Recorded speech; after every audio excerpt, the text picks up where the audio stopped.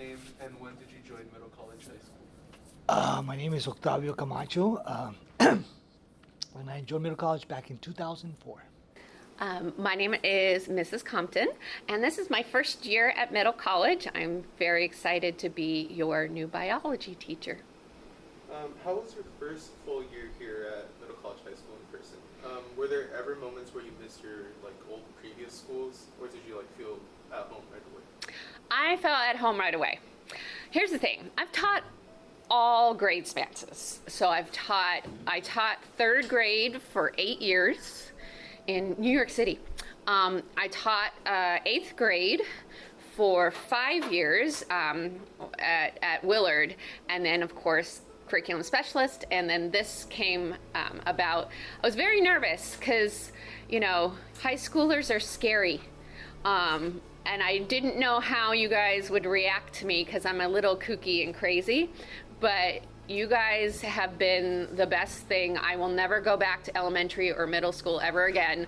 I am here. I love high school. I love your conversations. I love, the expanse of how I can go in depth into the curriculum, and you guys love it, and it's really rewarding. I wake up every day going, how did I get so lucky? Yeah, I'm gonna cry. Oh my gosh. How did you feel about working with them in the college process, or the early parts of it? Was it stressful in other years, or was it easy? This year?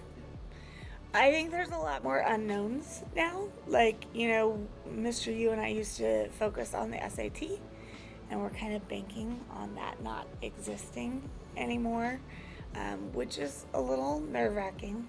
But just in terms of equity, of it being equitable, it hasn't been available for everyone. What was your initial reaction to going back to in-person learning, and how do you feel about it now? I was mostly excited too. I mean, teaching is a lot more fun in person, but there were some good things about teaching virtually. It was nice. My wife's a teacher as well, so it was nice to be at home together and just spend a little bit more time. We have a young daughter. She's 1.5 now, so that was nice to be with her. So you just got to spend a little bit more time, and then, I didn't have to commute 45 minutes each way, but in terms of actual teaching, in person is much more enjoyable. I don't consider myself a social person, but I realized that I needed that social aspect in my life. Sometimes I'll just take a moment. I remember when we were getting ready to celebrate Christmas, having, it was like the last day of school before winter break. And some of the kids were doing a gift exchange, and they were laughing, and they had joy, and I just sat there and watched them, and I thought, wow, I missed this, it was really cool. I was really glad to come back to in-person learning because being on Zoom for me was not fun. I jump all over the place. I'm on the board, I'm doing this. And on Zoom, it was just me and a document reader. And I don't think that was fun for the kids, and I know it was boring for me. So I'm glad to be back, even with the challenges that are still around. How do you feel like you grew as a person, and if you did, who or what influenced it? Oh, my wife and her cooking certainly made me grow as a person. There can be no question about that. It just depends on what part of my life you're talking about. I had teachers in high school that were very influential, teachers and coaches, and in college I had a few professors that I got close with that really changed my worldview and perspective on things. I think more than anything, I learned that as humans, or myself, we need to learn how to adapt to things.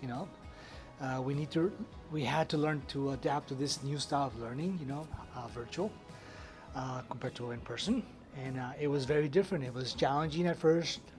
And I believe I was not the only one that experienced that. A lot of students, a lot of my colleagues as well.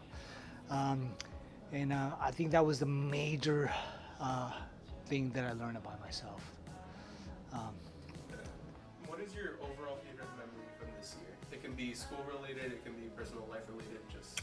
Oh, two things. One is having my second daughter being born in August 22nd. So after the first few weeks of school.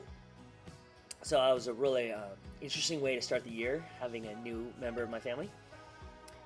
And then the second memory that was really cool was just this past Sunday of having our race be a success, including just having just knowing that this year was so challenging because we had a few years of COVID, right? So, and that included with Wizards for Water. So having our race resume this year, I was constantly paranoid that another COVID wave would happen and that we're gonna get our race canceled. But fortunately, it went through. The kids were amazing. They fundraised. They trained hard. They had good attitudes. We had Mr. Camacho and Ramos did an amazing job assisting with it and training with us and encouraging us. And the whole school supported us. Oh, robotics is easy. That was winning the championship either many years ago at USC or just recently at right here at SAC. We took first place in a robotics competition. From esports, I mean, we won the whole thing, and I was so proud because we have Mr. Voigt has been so great in getting us the things that we need for esports, but definitely other schools have an advantage. I mean, Century has an esports arena with really amazing omens, and we have laptops which are good, which are great. I'm not going to complain, but they're no omens. And the fact that, our team really shined, I don't know. People were impressed with their teamwork and how well they work together. And that really goes back to how awesome you guys are as middle college students. You guys just are above and beyond, and you guys showed everybody, and I was so proud of that. What do you think is the best part of this school? Its size. The fact that we're a small school and everybody knows everybody, which lets all the teachers get together and help out any student in need, or to make sure that all the students are getting what they need. I would have to say class size. I came from a school where I had 40 plus kids in every class, and just even people complain here when classes are 25 or 30, it's you can still get to every kid in a period. I can stand in my room and I can see everybody. I remember just feeling there were people who I couldn't get to. With 40 kids in a class in a 44-minute period or whatever it used to be, you just didn't get to talk to every kid. Definitely the students. I think we have really good students here. Everyone's respectful. We have a good culture where most students care about their grades and they treat each other well. They treat their teachers well.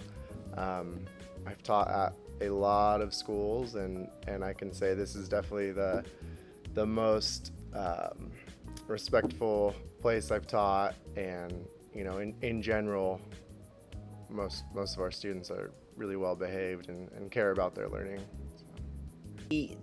Obviously the kids are the best part, right? Students are like no other place on earth. You guys, there's no question. You guys are the best human beings on the planet. This is the isographic part. I'm gonna give you this pencil and paper. Okay. And what you have to do is draw a symbol that represents your feelings about the year. It can be an emoji, a drawing of a person figure. Okay. Just anything. Okay.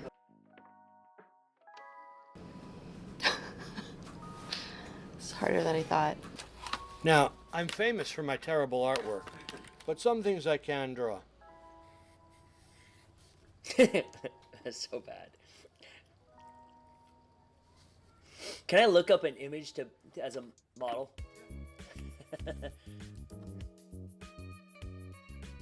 I drew the sun because last year felt really dark,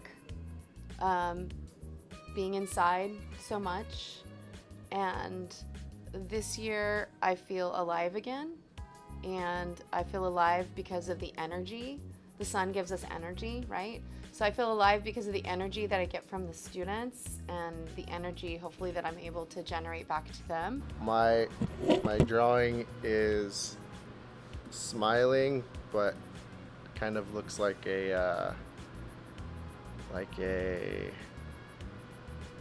don't know what that emoji is, where it's kind of like not a forced smile, but like an awkward smile, you know? Because I'm very happy to be back teaching in person. I've enjoyed this school year a lot, so definitely happy teaching this year, but it has just felt like a stressful year too. Okay, so the explanation was I was just thinking of a roller coaster. How this year really had a lot of ups and downs. It was, when I compare it to our year of COVID teaching, the actual teaching aspect of our quarantine virtual school was pretty quick and easy every day, you know? And the challenge obviously was, there was other challenges, but this year was just so many variables that seemed outside of my hands, outside of anyone's hands. The last question is the advice that you have for the juniors graduating class, the rising seniors, freshmen? I would say seniors, you got this. I think your group's gonna have a little bit harder time because you lost so many of your high school years. I'm really excited for you to go to college and, be around a bunch of kids and have that experience that I think you lost here. I'm excited for you to go to classes where the professors, love their topic, and you take that with you and you get with a group of students and you talk about life. And, for those of you living in dorms, you get that full experience. You've got this. You can do it. Believe in yourselves. We believe in you. Best advice to your own self: be true. Always do what you love. Always do what feels right. And you will find your path. It may not be a path of wealth. It may not be a path of fame. But it will be a path of happiness. Go with that. Listen to yourself. Listen to your inner voice. Don't try to make decisions for your life based on what anybody is pressuring you to do or what you think people want you to do. This life is short, and you have to take care of yourself and be aware of what your heart and your mind want. The hardest part, I think, for any middle college student is to realize what is it that you want to do in life. And then once you grab onto that, nobody is going to stop you. This is what you believe, that this is for you. You just become this human being that is just laser focused, and nobody's going to stop you from getting to where you want to be. Ignore all the outside noise, drama. As long as you're laser focused at where you want to go, you'll get there. Until I forget you, like I never met you. My dearest